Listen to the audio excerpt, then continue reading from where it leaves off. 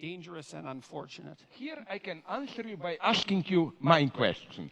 Because, you know, very naively, you mentioned, first, do you really, where did you find the data that I simply don't see it? Okay, let me begin by this. You designate your, under quotation marks, I'm not characterizing here, enemy, or what you are fighting against, as sometimes you call it postmodern neo-Marxism. I know what you mean.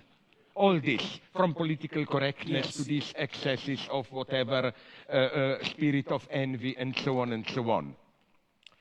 Do you think they are really, where did you find this data? I don't know them. I would ask you here, give me some names or whatever. Where are the Marxists here? I don't know any. I don't, who is a Marxist here?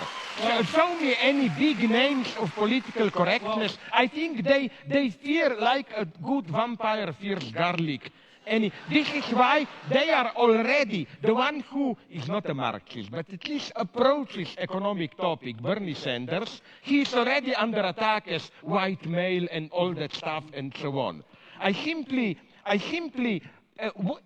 My problem would be this one. What you describe as postmodern neo-Marxism, where is really the Marxist element in it? They are for equality. Sorry, where? They are for equality at these cultural struggles, proper names, how do we call each other? Do you see in them, in political correctness and so on, any genuine will to change society? I don't see it. I think it's a hyper-moralization, which is a silent admission of a defeat. That's my problem. Why do you call, give me, no, it's not a rhetorical question for politely saying you are an idiot, you don't know what you're talking about. It's simply, I would like to know, because you, and I like this often, when you attack somebody, you said aggressively, and what should? Read more, tell me, whom. So I'm asking you now, not read more, I don't advise you, but who are? Give me some names and so on, and who are these postmodern, egalitarian, neo-Marxists, and where do you see any kind even of Marxism? I see in it mostly an impotent, an utterly impotent moralization. Please, I'm so sorry that I was too long. No, that's no problem. Please. Well, I mean, organization like Jonathan Haidt's, what's it called? Heterodox Academy, and other organizations like that have documented an absolute dearth of conservative voices in the social sciences and the humanities, and about 25%, according to the what I think are reliable surveys, approximately 25% of social scientists in the US identify themselves as Marxists. And so there's that. But where are the results? Okay, but can you name me one?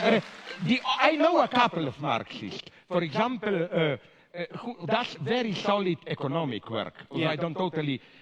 David Harvey, one. But he writes very serious books of economic analysis and so on and so on. Then there is the old guy who is far from simplification, Frederick Jameson and so on. But they are totally marginalized today. In this politically correct mainstream, you know, I don't see.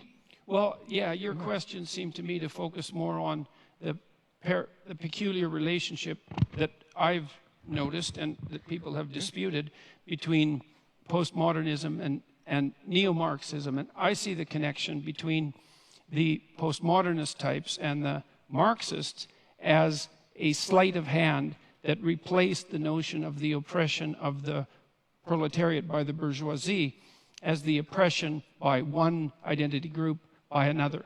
Totally agree with you. Okay, so so now look, we could. But that's precisely a non-Marxist gesture par excellence. Well, I guess that's where we might have a dispute, because I think what happened, especially in France in the 1960s, is as the radical Marxist postmodern types like Derrida and Foucault realized that they were losing the moral battle, especially after the information came out of the Soviet Union in the manner that it came out. That the whole bloody Stalinist the whole Stalinist catastrophe, along with the entire Maoist catastrophe, that they didn't really have a leg to stand on. And instead of revising their notion that human history, and this is a Marxist notion, should be regarded as the eternal class struggle between the economically deprived and the oppressors, they just recast it and said, well, it's not based on economics, it's based on identity, but it's still fundamentally oppressor against oppressed. And to me, that meant that they smuggled the fundamental narrative of Marxism and many of its goals back into the argument without ever admitting that they did so. Now, I've been criticized, for this supposition, because people who are postmodernists say, look, one of the hallmarks of postmodernism is skepticism of meta-narratives. It's like, I know that perfectly well. And I also know that Marxism is a meta-narrative, and so you shouldn't be able to be a postmodernist and a Marxist. But I still see the union of those two things in the insistence that the appropriate way to look at the world is to view it as the battleground between groups defined by a particular between individuals defined by a particular group identity, so that the group identity becomes paramount, and then the proper reading is always oppressor versus oppressed. With a secondary insistence that's very similar to Marx's insistence upon the moral superiority of the proletariat, that the oppressors are by definition, because they're oppressed, morally superior. And there's the call for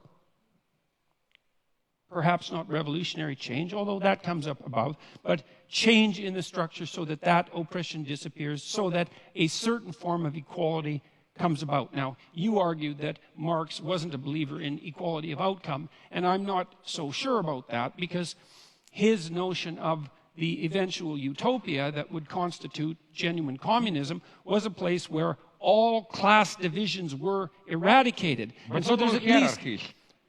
Well, there's at least an implication that the most important of the hierarchies had disappeared.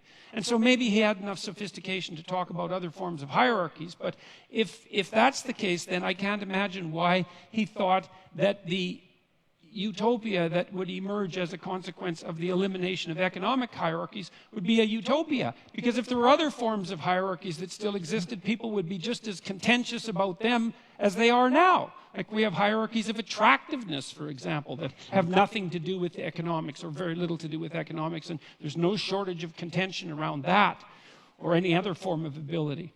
And so that's why I associate the social justice types who are basically postmodernist with they're postmodernist with Marxism. It's the insistence that you view the world through the narrative of oppressed versus oppressor. And I think it's a catastrophe. I think it's a catastrophe. And you appear to think that it's a catastrophe as well. Just one sentence, and then you can reply. It's so strange that you mention, for example, somebody like Foucault, who, for me, are you aware that his main target was Marxism? Okay, for him represented his game was never a radical change, and this is what I don't like in this, what you call postmodern, let's not call them Marxists, but revolutionaries. It's this enjoying your own self-marginalization. The good thing is to be on the margin, like not in the center and so on and so on. It almost made me nostalgic for old communists who at least had the honesty to say, no, we don't enjoy our marginal position. We want to do something central power. I find so disgusting. It's no wonder you don't get invited to lots of places. Yeah. No,